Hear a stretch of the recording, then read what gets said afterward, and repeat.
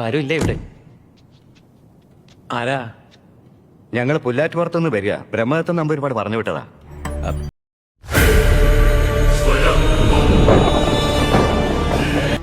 തിരുമേനി ദുർഗാഷ്ടമി നാളെ രാവിലെ ഇവിടെ എത്തും.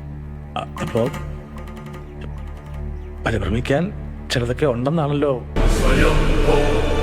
സാക്ഷാൽ മഹാദേവനായ പരമശിവൻ ശ്രീരാമന് സമ്മാനിച്ചുവെന്ന് പറയുന്ന ഈ ചെങ്കോലിന് പോലും ഇത്ര നാൾ കാനനവാസമോ?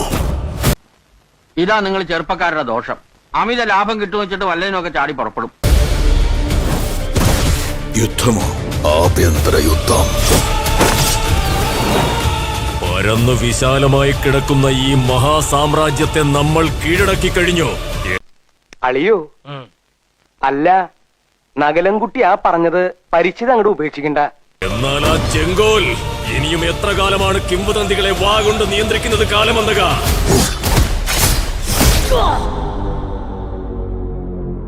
കാലം കത്തി പോലെ വേട്ടയാണ്. ഇവറ്റകൾക്ക് മാപ്പ് കൊടുക്കണോ സോപ്പ് കൊടുക്കണോ ഞാൻ തീരുമാനിക്കും. ഈ പ്രൊഡക്ഷൻ കൺട്രോളർ എപ്രകാരം ഞാൻ തീരുമാനിക്കും. മനസ്സിലായോടി? കവചം പോലൊരു രക്ഷകൻ വേണം.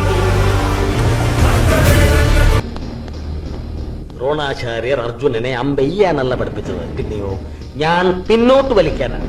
അമ്പെയ്തതും ലക്ഷ്യത്തിൽ കൊള്ളിച്ചതും അർജുനാണ്. So he's the hero.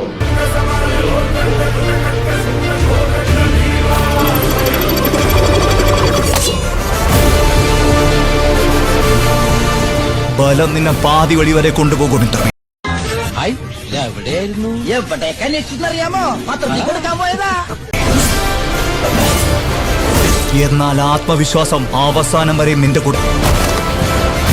ഒരു പ്രാണനെങ്കിലും പൊലിയാത്ത യുദ്ധമില്ല കൃഷ്ണ. അതാണ് യുദ്ധനീതി. എനിക്കെല്ലാം മനസ്സിലായി. എനിക്കെല്ലാം മനസ്സിലായെന്ന്. തരികിടയാണെന്ന്. അമ്മാവൻ, അമ്മായി, കുഞ്ഞമ്മ, കൊച്ചിച്ചൻ, ചിറ്റപ്പൻ, പിന്നെ ഒലക്കട മൂട് എല്ലാം എല്ലാം തരികിടയാണ്.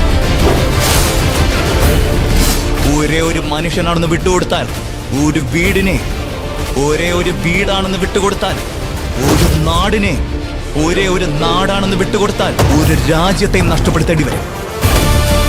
ചതിച്ചോ ദൈവമേ, എന്നെ തേച്ചതാണല്ലേ? സത്യമാണ്. അരിയും മുങ്ങി, മണ്ണെണ്ണയും മുങ്ങി, മാസം തോറും കിട്ടണ പഞ്ചസാരയും മുങ്ങി.